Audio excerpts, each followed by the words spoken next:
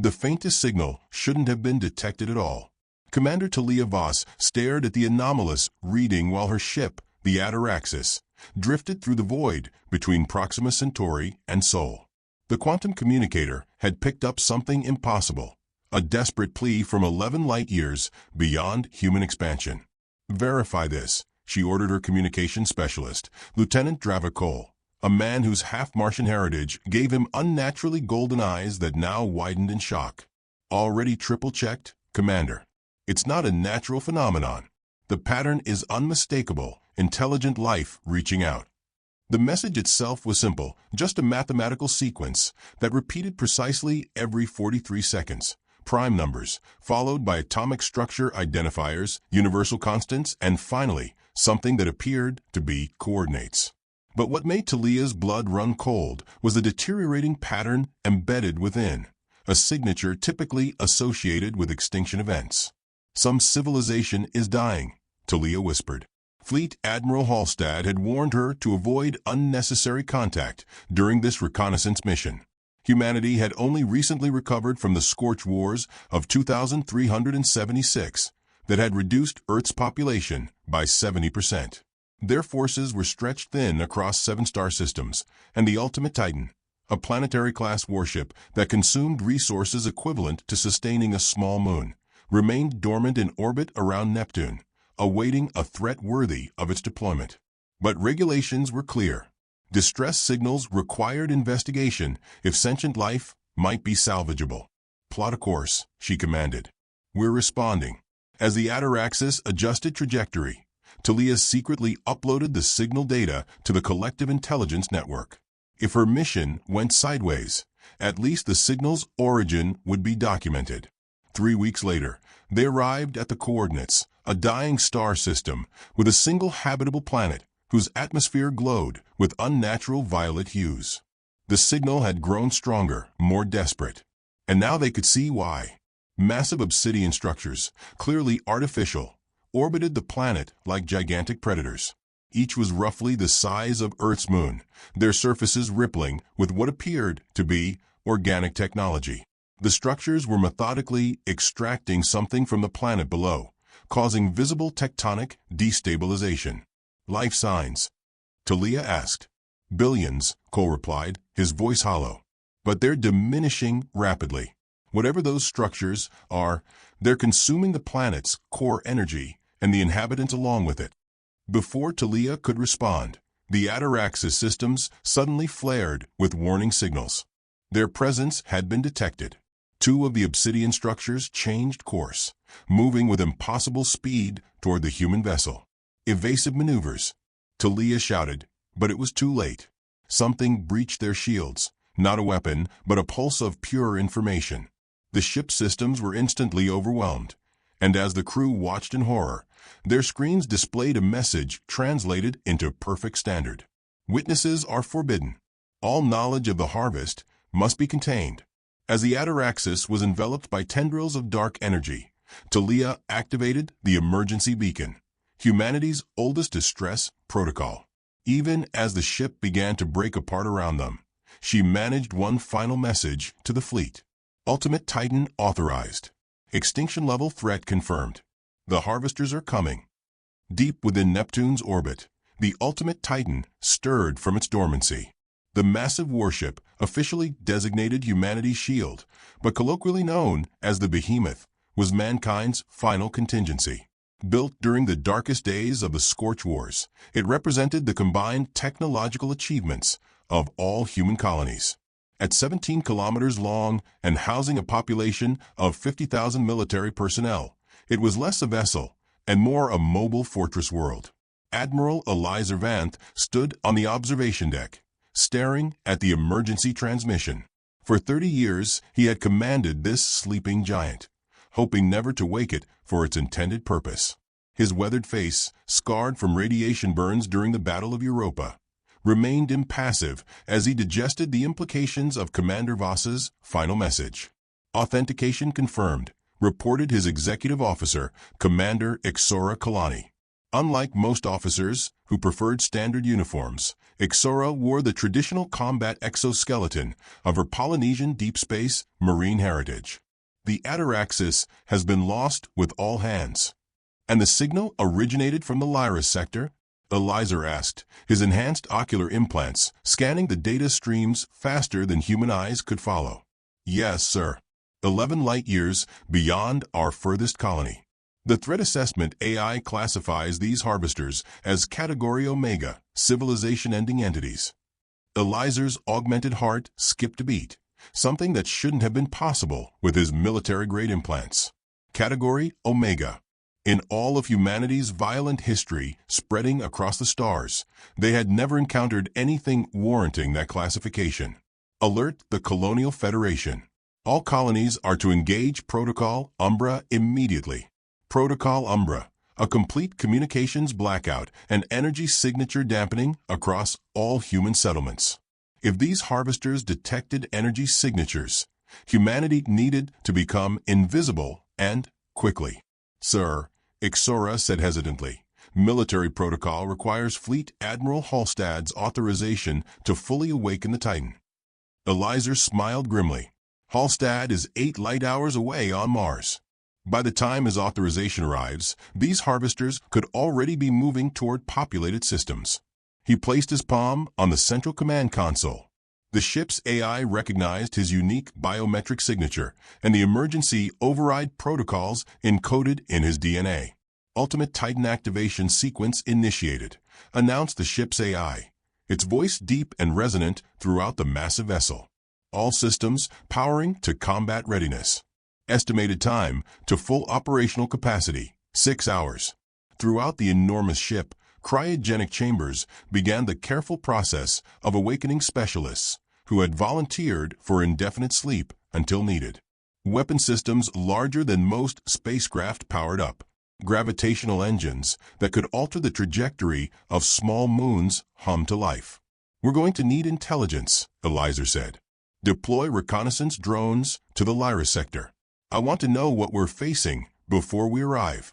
As the ultimate Titan awakened around him, Eliezer reviewed Commander Voss's final sensor readings. The obsidian structures defied conventional physics. They appeared to be partially phased into dimensions beyond normal spacetime. Sir, Ixora said, her voice suddenly tight. The long-range sensors have detected something. Multiple signatures moving at FTL speeds, headed directly toward the Sol system. Eliezer's blood ran cold. How many? Hundreds. Maybe thousands. They've changed course to intercept us. Somehow, they know we've received the warning. The ultimate Titan had been built to face threats that could destroy planets. Now, it appeared they would face an enemy that harvested entire civilizations. Then we meet them before they reach populated space, Eliezer declared. Calculate intercept course. The ultimate Titan will make her stand where humanity cannot be collateral damage. As Neptune's blue glow faded behind them, humanity's greatest weapon accelerated toward its first, and possibly final, war. The ultimate Titan dropped out of FTL in the void between stars, a region humans called the Caspian Gap. Here, away from planetary systems, civilian populations, and strategic resources, Admiral Vanth had chosen their battlefield. Harvesters will arrive in 17 minutes, reported Ixora from her tactical station, now fully integrated with her exoskeleton. Our long-range drones have provided preliminary analysis. The main holographic display showed the approaching armada, hundreds of the obsidian structures, each pulsing with that same violet energy they had witnessed consuming the alien world. But now they could see more details. The structures weren't solid, but comprised of billions of smaller entities moving in perfect harmony, like schools of fish forming a larger predator. Their collective intelligence, announced Dr. Nadim Khalil, the ship's xenobiologist, hastily awakened from cryosleep just hours earlier. His fingers trembled slightly as he manipulated the data. Each individual unit appears semi-sentient, but together they form a hive consciousness far beyond our comprehension. Can we communicate with them? Eliezer asked. We're trying, but they're ignoring all standard protocols, replied Communications Director Orlan Eames. her cybernetic voice modulator, giving her words an unusual harmonic quality. They seemed singularly focused on. She paused, alarmed. On what? Eliza demanded. On us. Specifically, the Ultimate Titan. They're scanning us with technologies we can't even classify. It's as if they're afraid of this ship. A heavy silence fell across the command deck. The Ultimate Titan represented humanity's most destructive potential, a weapon of last resort. That these entities feared it suggested they understood human weapon capabilities better than expected. Deploy the Phantom Array, Eliza commanded. From the Titan's underbelly, thousands of autonomous combat drones launched in perfect formation. Each carried a small payload of the ship's most destructive weapon, void fracture warheads, designed to temporarily tear holes in space-time itself. First wave of harvesters entering weapons range in 3 minutes, Ixora announced.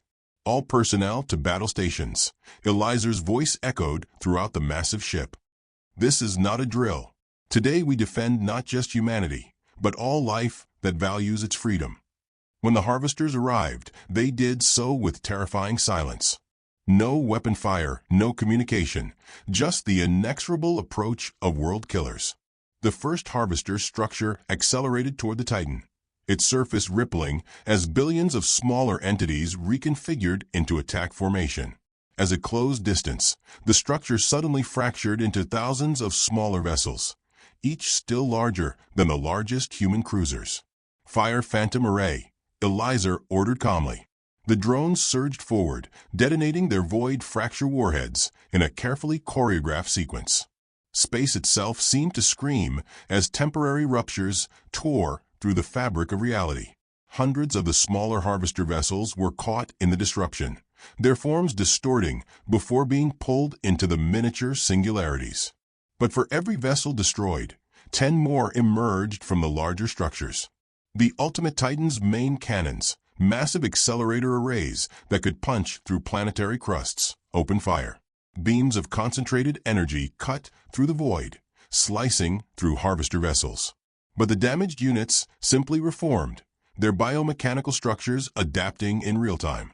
They're learning from each attack, Ixora reported grimly as the first impacts rocked the Titan, adjusting their defenses specifically against our weapons. Eliza watched as the ship's automatic defenses repelled boarding attempts, vaporizing harvester entities that tried to breach the hull. But the attacks were becoming more coordinated, more precise. Sir, Orla called out suddenly. I've isolated a pattern in their communication network. They're not just attacking, they're studying us.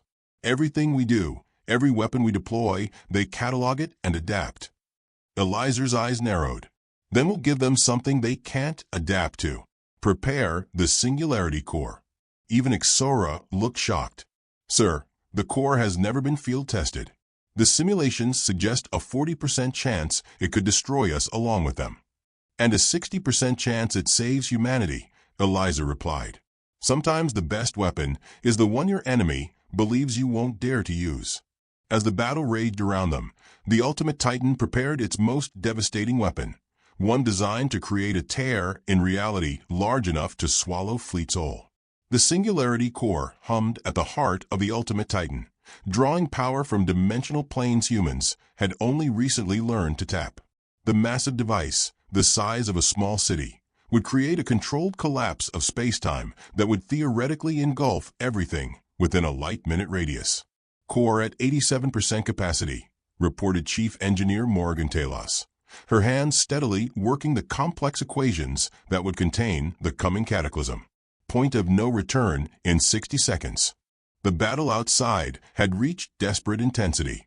3 of the Titan's 7 defensive layers had been breached. Harvester entities had infiltrated lower decks, engaging in brutal combat with Marine squads. The ship's exterior was blackened with damage, massive sections venting atmosphere into space. Yet they had inflicted tremendous damage upon the harvesters as well. Nearly 30% of the enemy armada had been destroyed or disabled, unprecedented losses for a species that had apparently consumed countless civilizations without meaningful resistance. Wait, Dr. Khalil's voice cut through the chaos of the command deck. I've decoded part of their communication patterns. This isn't just an attack, it's a test. Eliezer turned sharply. Explain. The xenobiologist's hands flew across his console, projecting a complex waveform pattern. The original distress signal that lured the Ataraxis, it wasn't from victims. It was from the harvesters themselves. They've been probing advanced civilizations across this sector of the galaxy, testing their military responses. For what purpose? Ixora demanded. Because they're running from something, Khalil whispered. Something worse than them. They're testing potential allies. The revelation hit the command deck like a physical blow. These world-consuming entities were fleeing an even greater threat. 30 seconds to singularity initialization, Morrigan reported tensely. Eliezer made his decision. Open all communication channels. Broadcast in every format we know. When he spoke again, his voice carried the weight of humanity's future. Harvester Collective. This is Admiral Eliezer Vanth of the Ultimate Titan. We understand you are seeking capable allies against a common enemy. Cease hostilities immediately and withdraw to neutral space. We will meet with representatives to discuss terms. For 10 agonizing seconds, nothing changed. Then, abruptly, the attack stopped. The harvester vessels pulled back, reforming into their larger structures. They're waiting, Orla reported incredulously. 15 seconds to point of no return, Morgan warned. Abort the Singularity Core, Eliezer ordered. Power down to defensive posture only. The massive weapon slowly powered down. The dimensional energies carefully dispersed back into controlled containment fields. A new signal penetrated all communication systems aboard the Titan, not in any human language, but in pure mathematical concepts that the ship's AI translated into words. The test is concluded. The human vessel has demonstrated tactical innovation and restraint. Negotiation protocols activated. The Voidborn pursue us across galaxies. Together, we may survive what comes. Images flooded the Titan systems, records of a war spanning thousands of years across multiple galaxies. The harvesters, once peaceful, had been forced to evolve into consumers of worlds to gain sufficient power to fight an enemy that devoured not just planets, but entire stars, the Voidborn, entities from outside the universe itself. They've been preparing for this war for millennia, Dr. Khalil said, his voice hushed. Testing species after species, looking for allies with both the will to fight and the wisdom to understand when not to. Eliezer studied the tactical data the harvesters had shared. Hundreds of galaxies already lost, countless civilizations extinguished. The approaching Voidborn forces would reach their galaxy within decades. Send to all human colonies, Eliezer commanded. Priority Alpha. We have made first contact with an advanced collective species. They are not our enemy. He paused, watching as the massive harvester structures positioned themselves alongside the Ultimate Titan in a clear defensive formation. We have been drafted into a war for the survival of all life in this universe, he continued, and humanity's Ultimate Titan will stand on the front lines. As the message transmitted across human space, the Ultimate Titan and the Harvester Armada began the complex process of military integration. Two vastly different species united by the most fundamental instinct in the universe, survival. In the observation deck, Eliezer watched the stars, wondering how many harbored life that would join their alliance, and how many had already been consumed by the approaching darkness. The Ultimate Titan had been built to protect humanity from extinction. Now it would help protect all life from oblivion. The desperate signal that had dragged humanity to war had ultimately revealed their true place in the cosmos, not as conquerors, not as victims, but as defenders of a universe that suddenly seemed much smaller and more precious than ever before.